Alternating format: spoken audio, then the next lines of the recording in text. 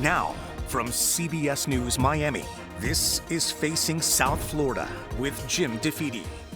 Welcome to Facing South Florida. I'm Jim Defede. The Trump Presidential Library is facing a new legal challenge. A group of Miami residents, including historian Marvin Dunn, is suing in federal court to block the transfer of land next to the Freedom Tower, saying it violates the U.S. Constitution's Emoluments Clause, which makes it illegal for presidents to receive gifts and other financial benefits. The suit argues that since the plans for the 47-story tower call for not just a library, but also a Trump hotel, condos, and commercial offices for lease, it constitutes a financial gift to the president and is therefore illegal. Shortly after the suit was filed, I spoke to Dunn and his attorney, Gerald Greenberg. So the Emoluments Clause says the president can't get gifts from the states, and this is a gift from a state.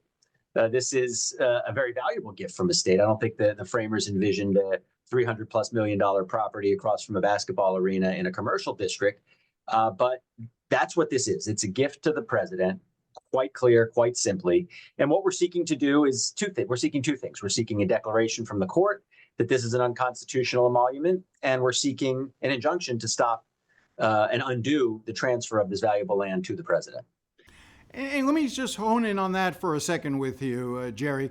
It seems like if this land was being donated for a nonprofit library center, if it had been simply given for a presidential library, as land in other places has been given for other presidential libraries, that you wouldn't be raising this objection. Your objection is because this library is really more than a library. It's a hotel envisioned, it's office space, it's a for-profit venture. Is that really what it comes down to? That's exactly right. This has nothing to do with whether we like or dislike President Trump, whether we want his library to be here or not. This is not, by any stretch, a presidential library. You know, I've been to a number of them. The Harry Truman Library in Independence, Missouri doesn't have a 47-story skyscraper buzz. That happened last year to be the George W. Bush Library in Texas. It's a library and it's a museum. Same with the Clintons, Obamas, the Reagans, all of these. If this were just a library, we would not have this lawsuit. But they've made it crystal clear this isn't a library. The president himself said, I don't do libraries and museums. He said he expects it to be a hotel. They released this well-documented and well-produced video showing what it's going to be. It's going to be a hotel. It's going to be a commercial center. He said, maybe we'll have the airplane in the bottom. Maybe we'll have a statue in the bottom or whatever it is. They've bragged that they're getting prime real estate in Miami for this purpose. The logo of the Trump organization is on the proposed building. So they've made it clear through their own words and their own actions that this is not a library. This is a commercial venture. And that's what separates this from all of the other libraries, Bush, Obama, Clinton, everybody before them. Marvin, you've been raising objections to the transfer of this land from Miami-Dade College back to the state and then on to the Trump Library Foundation or board or whatever it currently is called. Why do you continue to press this case? Because you've tried this in court in other venues, in state court, and have been unsuccessful. Why push this now? Because what they did is wrong. It's just basically wrong. And I don't sit for injustice and for particularly abuse of presidential power. So yes, I'm persistent because we need to stop this.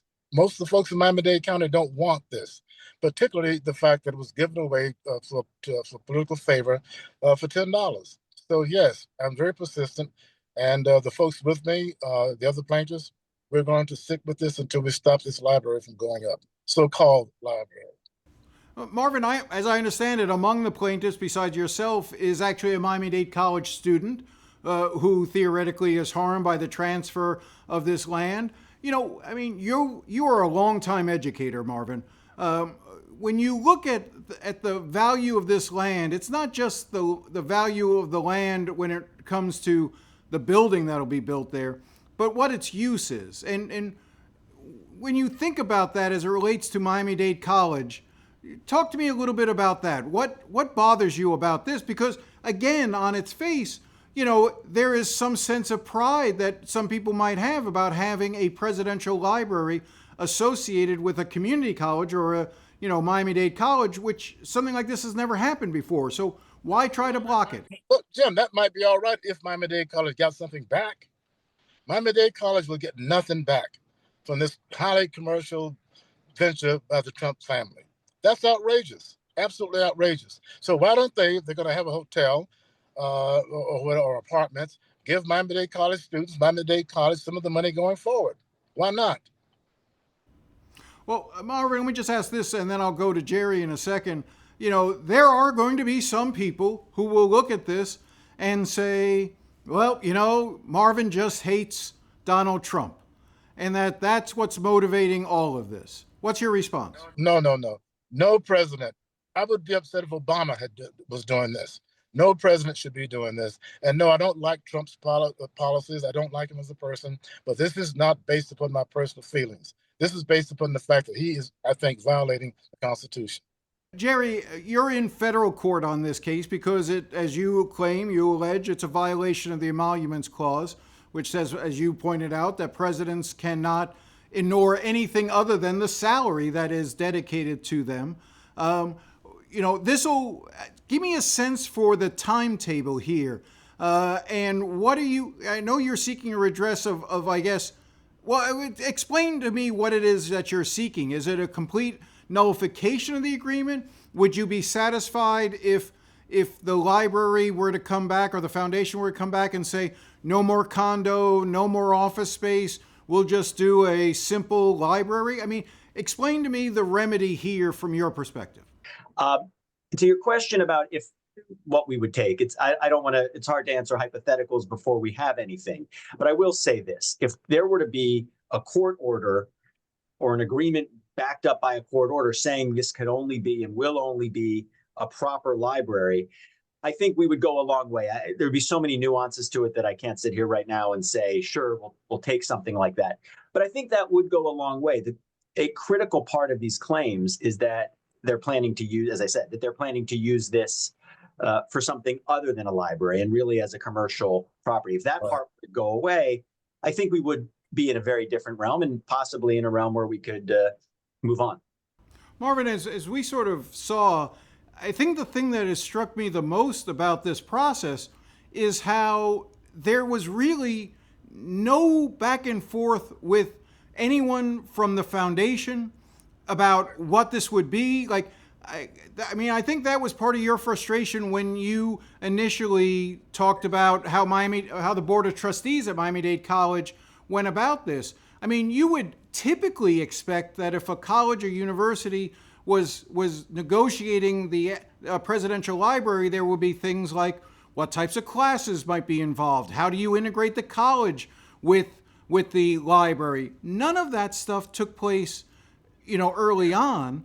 No talk of clearly revenue sharing or anything like that about the for-profit parts of it, but no discussion or really plan about what the educational benefit could be of a facility like this. Because Governor DeSantis jumped ahead of everything and just said, we'll give the land to Miami-Dade, to the Trump Library. The governor cut short any talk about anything coming back to Miami-Dade College. He made sure that Miami-Dade College got nothing. Jerry, I realize you're focused on this particular case, but I can't help but also think a little bit about what's happening in Palm Beach with the renaming of the airport there into the President Donald J. Trump International Airport, in which they are also negotiating some sort of merchandising deal as part of the renaming. I know that's not your case, but I'm just sort of curious if you've looked at that at all and think that may also have some serious questions as it relates to the Emoluments Clause. I think it does. I think it raises serious questions. I mean, it's fascinating. We're at nearly 250 years of this republic. There's almost no case law in the Emoluments Clause because people haven't pushed the constitutional boundaries that far. And here we are now, where it suddenly becomes a whole new practice area for attorneys potentially because of what's going on. I think our case is stark because it's a transfer right immediately from the state to the president. It's about, again, it's as black and white, crystal clear an emolument as you could get. I don't want to go too far into a Palm Beach case because I haven't studied all the nuances, but it certainly raises emoluments clause concerns. I think that case raises state power, separation of power, municipal control questions, probably as a threshold matter. This issue of whether the rights have been taken away from Palm Beach County for something it should control. But once you start getting into naming rights, merchandising rights, you're certainly getting into emolument territory. I don't know that when Hamilton and Madison were sitting down, they thought about what to do for airport T-shirts and who gets to put their name on it. But again, this is the sort of it comes back to the same level of corruption that they were concerned about, and I think there will be emoluments concerns probably a little further down the road in the airport situation. When we come back, the Miami Center for Mental Health and Recovery moves one step closer to opening. The numbers don't have to be right if the mission is righteous. It's something that we should do as a collective, as a community, because it's the right thing to do. Stay with us.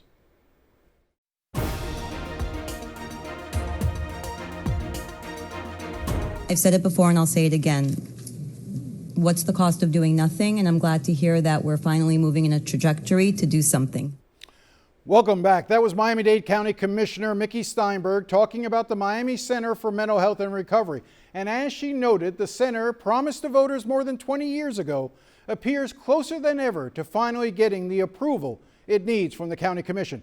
The county spent more than $50 million renovating an old building, but 2 years after those renovations were completed, it remains empty, helping no one. At any given moment, more than 1,000 people with mental illnesses are languishing in the county's jails. Not receiving the treatment they desperately need, this center could help many of them whose only real crime is being homeless and mentally ill.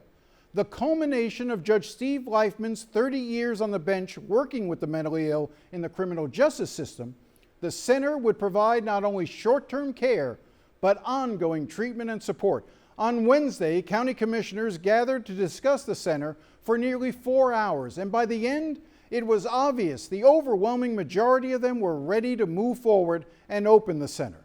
The final hurdle?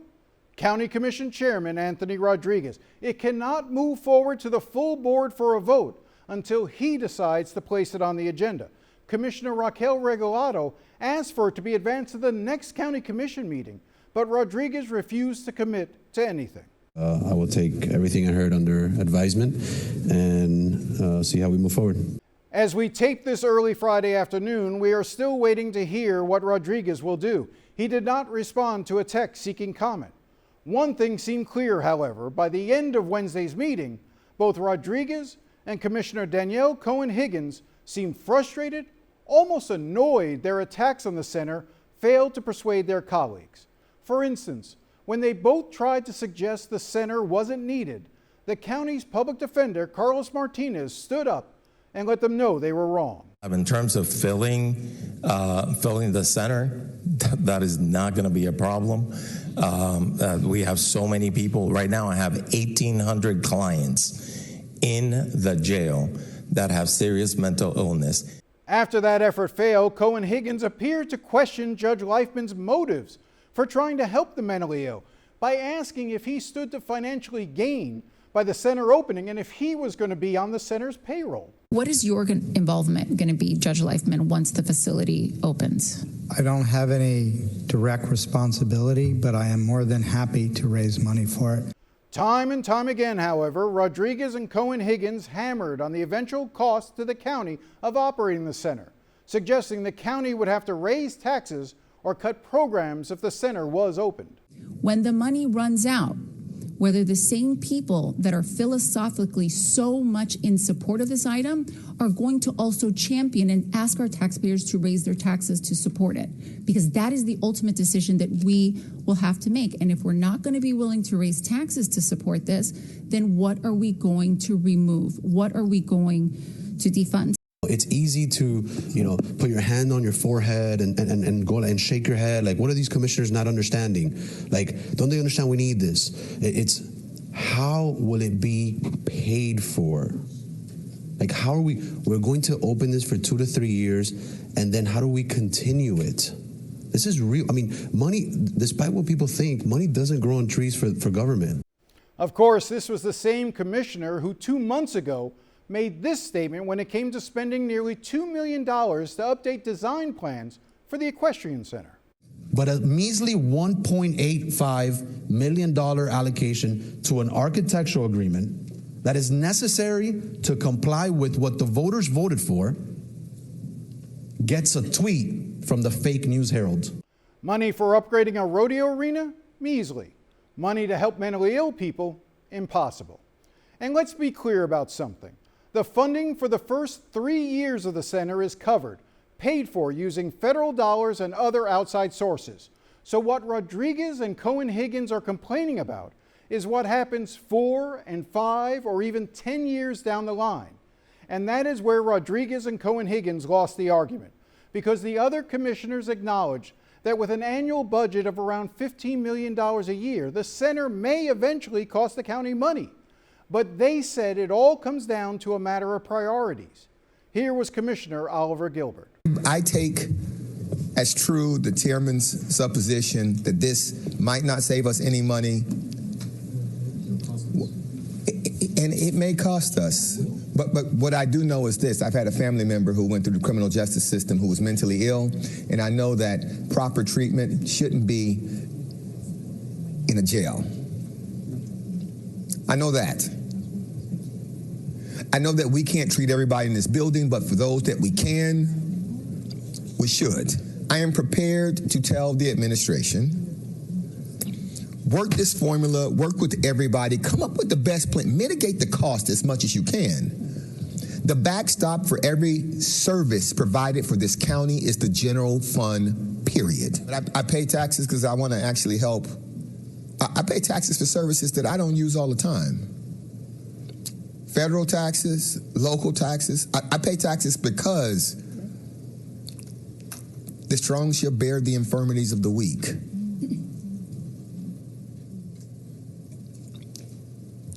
I start from the proposition of, is this something we should do? Will it help someone? I answered that question, yes. We got sidetracked on what I think is, I call it the sprinkles on a cupcake. We got sidetracked with this idea that it had to pay for nothing else we do. We don't ask police to pay for themselves. They can give y'all more tickets.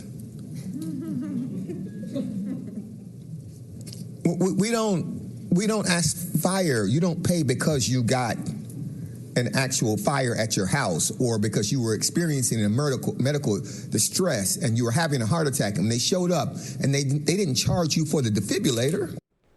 Commissioner Vicki Lopez said she is confident this program will work. And let me just tell you this, because, you know, I've talked about the 100 Lindas in my community, in my district, who are perpetually homeless and have intersected with not only the criminal justice system, but with the homeless trust. It strikes me that no one has talked about what police officers have to do on the ground. My police officers in downtown Miami will have a choice now. If we open this facility and we open it tomorrow, they will not have to make an arrest. They will be able to look at Linda and say, Linda, we love you. You need crisis stabilization today. And Linda will go into the facility. She will have crisis stabilization services, and she will soon move through a continuum of care that will treat Linda for exactly what we haven't been able to do for the 20 years that Linda has been on the street. Linda deserves to live in a safe and sustainable life, not on the streets or in the jail. Listen, we have a decreasing pot of money in the general revenue, and unfortunately, we will have to make the hard choices. And for me, it will always be people over buildings, and then those people vulnerable over not so vulnerable. This is for vulnerable people. Commissioner Marlene Bastian spoke passionately about the need for the center as well. Mentally ill people end up in jails, and sometimes they are hurt, sometimes they lose their lives. People self-medicate, they decompensate, they enter into crisis. Law enforcement becomes the first responder, and this is not acceptable. The jail becomes a treatment center. It is not acceptable. The taxpayer absorbs the cost repeatedly on the back end. This is not acceptable. Every study tells us the same thing. Diversion and treatment costs less than incarceration in crisis response. Human beings with mental illness should not be incarcerated. They should not be in jail. They should be in a place where they can be treated with the dignity that they deserve. Commissioner Keone McGee is a former prosecutor who appeared before Judge Leifman and praised the work he's done. The fiscal question is not whether the county can afford this center, right? I think the question is whether the county can afford to keep it closed. I think the question of whether or not we can afford to keep it open will keep us here day in and day out. But if we get to the heart of the matter is, can the county afford to keep it closed? And here was County Commissioner Rene Garcia, a longtime advocate for the mentally ill, going back to his days in the Florida legislature. I've always said this. Every single one of us is one crisis away from having to need resources and help. Every single one of us. Doesn't matter who you are, how healthy you think you are, we can all fall into a situation where we need some help. I'm a fiscal conservative.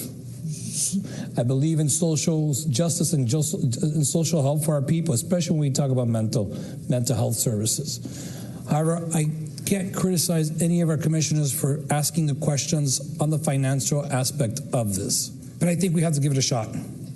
And you all know where I was at the beginning, and I'm at the point now where I think we do have to give it a shot and give the system an ability to see if we can take care of the most acute individuals and at the same time start developing a robust program that will not only help the most acute, because the reality is this is a family problem, but to help those individuals that are really struggling that never have access with the criminal justice system.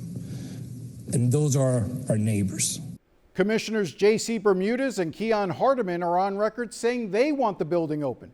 Even Commissioners Roberto Gonzalez and Natalie Milian Orbis appear to be on board. So the votes are there. And if the issue really is future funding, Commissioner Raquel Regalado, who has been working tirelessly to get the center open, argued once it does open, the county can work on getting that additional funding. I also believe in this board and in this government and in our ability to find partnerships and to apply for grants and to look at the costs and to do the right thing. We do that all the time. But you can't apply for a grant for a building that's not open. You just can't. I mean, it's a very difficult thing to do. You know, it's very difficult for Judge Leifman to go and ask people to give him money to do a thing that we're not doing right now. Because until you open the doors, it is just an idea. Until we are allowed to do the work, I just want us to open the doors. So it is on County Commission Chairman Anthony Rodriguez, and we will keep you posted on what he does next. We'll be right back.